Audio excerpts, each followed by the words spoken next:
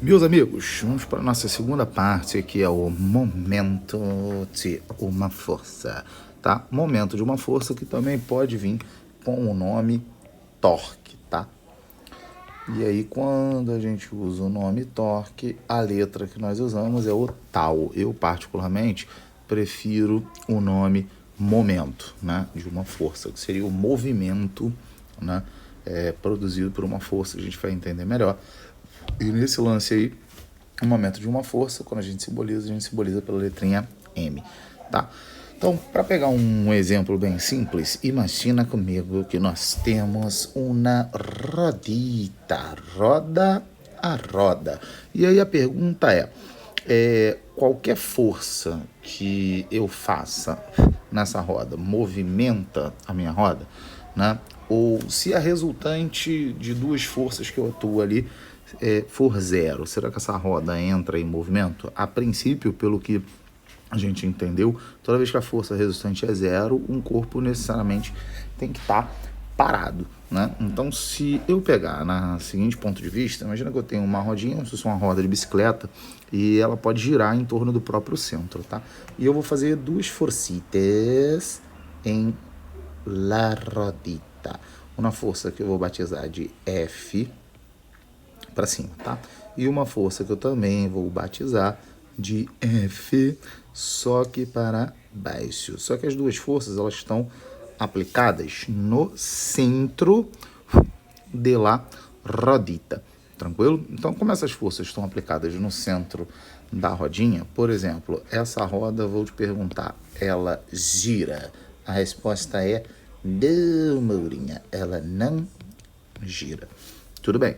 Se eu te perguntar, por exemplo, nessa minha situação, quanto vale a força resultante, né? A força dessas duas aí atuando, força resultante na rodinha. A força resultante, ela vale zero. Tranquilo? Porque você tem uma forcinha para cima, uma forcinha para baixo, mesma intensidade, o resultado das forças vai dar zero. Tudo bem? Só que agora eu pego a mesma rodinha, porém eu não aplico as forças exatamente no ponto central, que é o ponto articulado dessa roda. Eu vou aplicar as minhas forças, tá? Na lateral da rodinha. Mesma força F para cima, beleza? E a mesma força F para baixo, tá bom? Mesmos valores de força, tá? Se eu fosse pensar na resultante das forças, amor, pensando bem simplesmente, a resultante dessas duas forças, você tem uma força para baixo, uma força para cima, então a resultante dessas duas forcinhas vai dar também zero. Só que eu vou te fazer outra pergunta. Nesse caso, a rodinha vai estar parada? Não. Ela gira, tá? Então, nesse caso, ela não está parada. Ela gira. Esse é o grande diferencial do momento. Então, o que é o momento de uma força? Ou o torque? É a grandeza, né, física, que eu vou dizer que é responsável, tá? Responsável pelo giro barra torção, né, do corpo. Tranquilo? Por isso que, como envolve a ideia de torção, o nome que muitas vezes se usa é torque, tá? Como se fala no torque do carro, tá? O que é o torque do carro? É a grandeza que é responsável por causar um giro ou uma torção no eixo central do carro, né? Que é o que vai produzir o movimento, né? E para que a gente entenda melhor essa ideia, eu vou pegar essa mesma rodinha aqui e vou duplicá-la, tá? Então, se eu duplicar essa rodinha, ela está aqui, e eu tenho lá o meu ponto central, beleza? E eu vou aplicar forças em pontos diferentes da minha roda, tá? Imagina que eu vou aplicar a minha força F exatamente no ponto central da roda. Nesse caso, a rodinha vai girar? né? Então, nesse caso, a rodinha gira, tá? Mas se eu pegar essa mesma força F, a mesma intensidade, e aplicar ela um pouquinho mais, tiladinho, tá? E se eu aplicar essa mesma força F um pouquinho mais de ladinho, aí nesse caso, sim, a rodinha gira, tá? Mas se eu pegar essa força e jogar ela um pouquinho mais para o lado, se eu aplicar essa força um pouquinho mais para o lado, vai girar? Vai, também vai girar.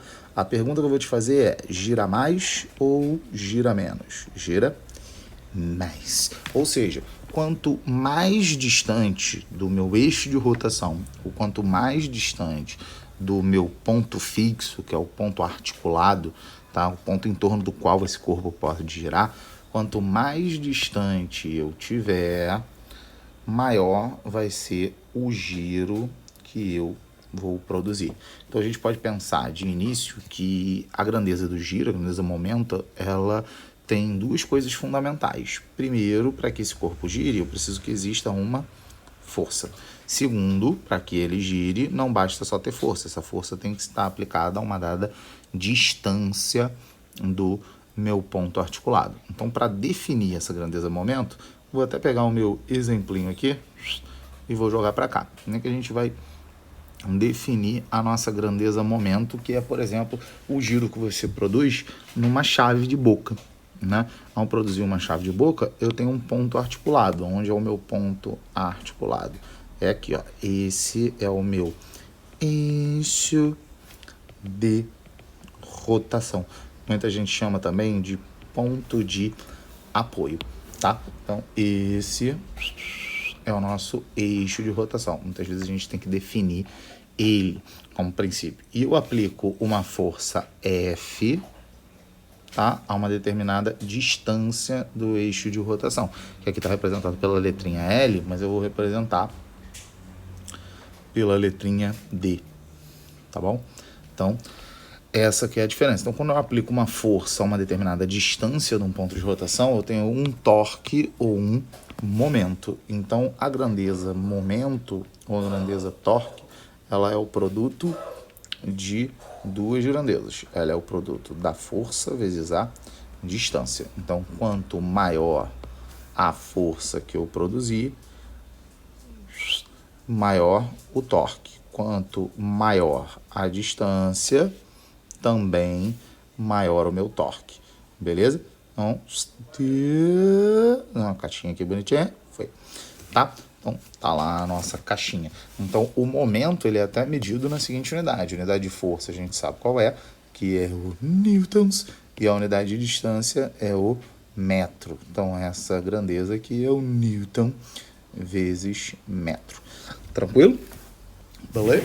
Então, quanto maior a força, maior o meu torque, maior o meu momento. Quanto maior a distância, maior o torque, maior o momento. Por exemplo, isso tem tudo a ver com o torque de um carro. Por exemplo, normalmente, quando a gente fala de um carro, no torque de um carro, quem é constante, tá? A grandeza que é constante é o momento. Por exemplo, né? É um carro que tem o torque 200. O que isso significa? Significa que o momento que ele produz é sempre 200. Daí o que acontece? Você já ouviu falar que a primeira marcha do carro é a mais forte? Por que ela é a mais forte? Porque se eu reduzir a distância, que é a menor engrenagem, que é a primeira marcha, ela vai me devolver, por consequência, mais força, para que eu tenha o mesmo torque e o mesmo momento. Tudo bem? Então, essa é a ideia aí. Se eu reduzo a distância para mover um objeto, eu preciso fazer mais força. Se eu aumento a distância, aí eu preciso fazer menos força. Então, o grande bizu é você sempre numa chave de fenda, numa chave de boca, é uma coisa que tem que girar, você sempre pegar a maior distância possível, porque você vai fazer menos esforço físico, ou seja, menos força. Tranquilo?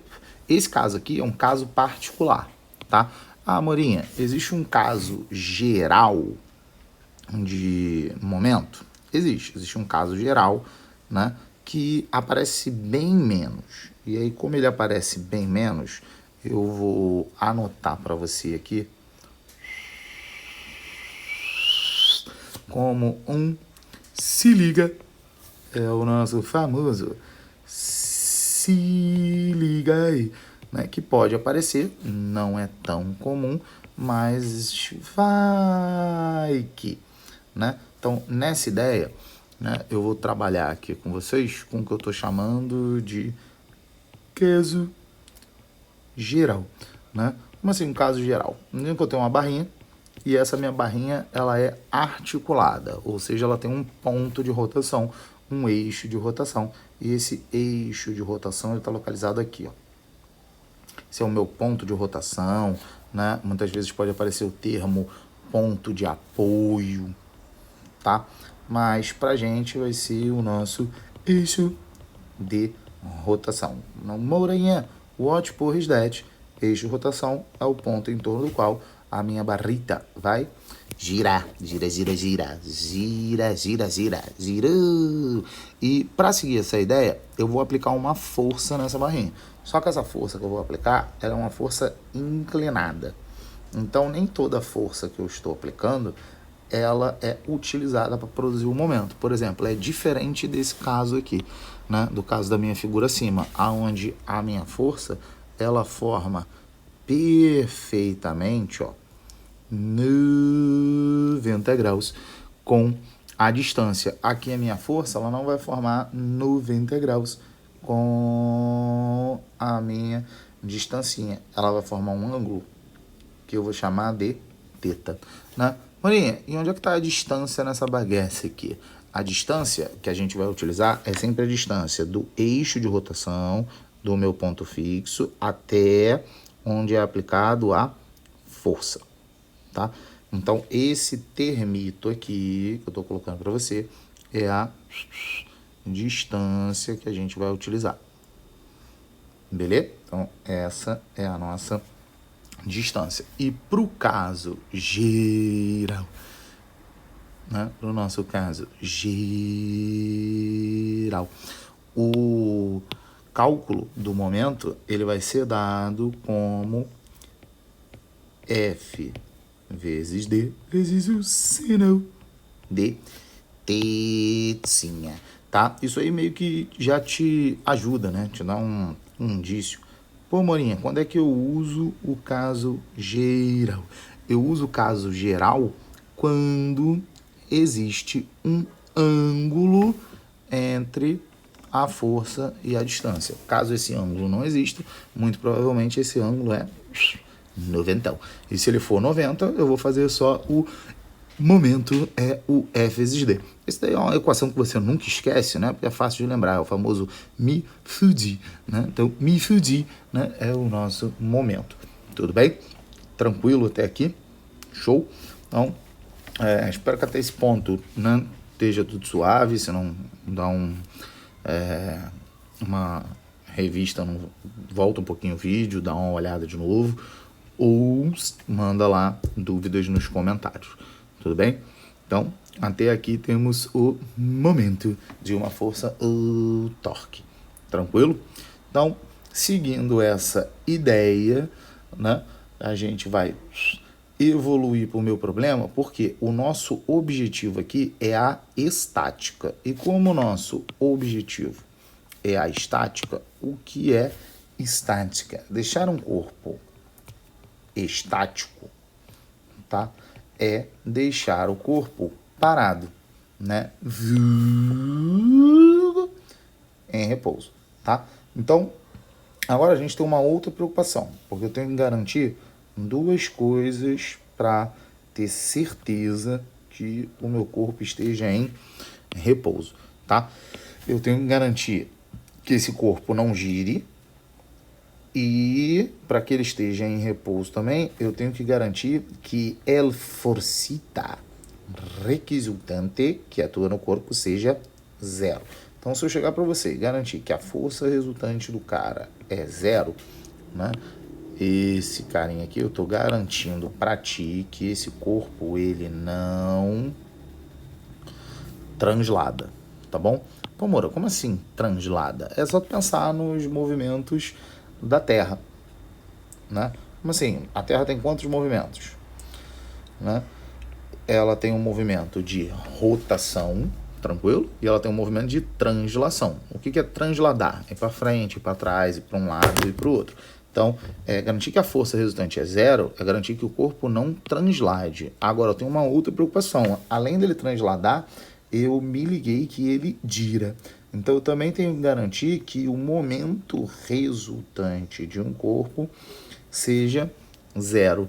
Porque quando eu tomo essa garantia que o momento resultante de um corpo seja zero, tá?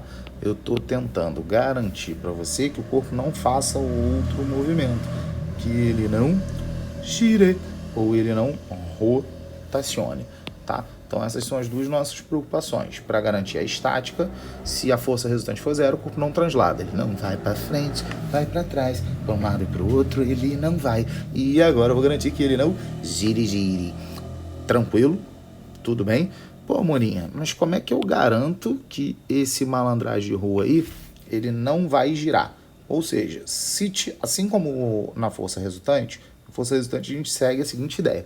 Se tiver alguém tentando empurrar ele para o lado, para garantir que ele esteja parado, eu preciso de um outro alguém, ou na outra forcita, tentando empurrar ele para o outro, tá? Aqui, a ideia vai ser bem semelhante. Se eu tiver uma força girando ele para um lado, eu preciso de uma outra força que gire ele para o outro. Em outras palavras, é te dizer que se eu tiver um momento no sentido horário, tranquilo? Opa, vou trocar aqui, ó. Se eu tiver um momento no sentido horário, chamá-lo aí de MH, eu vou precisar que exista também um momento, um torque, um giro no sentido anti-horário. Se eu conseguir garantir que o momento para o sentido horário seja igualzinho ao momento para o sentido anti-horário, eu consigo dizer para você que o corpo gira. Tudo bem? Então, se eu tiver uma força tendendo a girar o cara para um lado, eu preciso de uma mesma força tendendo a girar ele para o outro, tá? Pô, Morinha, como é que isso é possível? A gente pode pegar aqui o bom exemplo, né, da balança, que é aquele exemplo bem marcante na nossa infância, que às vezes você tava lá, né? Aí vinha um cara mais pesadinho, o famoso gordinho sentava do lado e o magrinho sentava do outro. Aí a balança pendulava, né? E você ouvia aquela famosa frase: "Ah, tá de castigo". Existe uma maneira de deixar pessoas com massas diferentes, tá? Pessoas com massas diferentes em repouso ou em equilíbrio numa balança? Existe. Basta que o momento para um lado seja igual ao momento para o outro. Pô, como assim? Olha só, eu tenho uma pessoa aqui de 150 quilogramas, ou seja, essa pessoa vai ter uma força-peso sendo exercida por esse lado, um peso bem grande, tá? E essa força-peso, vou chamar de pressão, tá? Ela vai valer, considerando que G é 10.500, 1.500 newtons. Já eu tenho uma outra pessoa bem mais leve, tipo um pai, uma criancinha, né, com um peso bem menor, que é um pezinho, tá? Que já que a massa da pessoa é 50, considerando G igual a 10, eu vou ter um pezinho de 500 newtons. Então percebe que essa pessoa, o pai, o grandão, o cara de 150 quilogramas, ele naturalmente tende a fazer a balança tombar, né, para baixo. Esse é um movimento natural, né? Você sempre tem que enxergar um de cada vez, né? Ele tende a fazer a balança tombar para baixo. A pessoa mais leve, se ela estiver sozinha, esquece tudo, imagina só ela, ela vai tender a tombar a balança também para baixo. Percebe que aqui surgiu, ó, o meu sentido horário, né? E o meu sentido anti-horário. Pô, Morinha, mas eu tenho uma dificuldade com esse negócio de horário e anti-horário. Não tem problema. Enxergou que esse gira para um lado, o outro gira para o outro. Então, o que você tem que garantir? Que o momento para um ledinho é igual ao momento para o outro ledinho.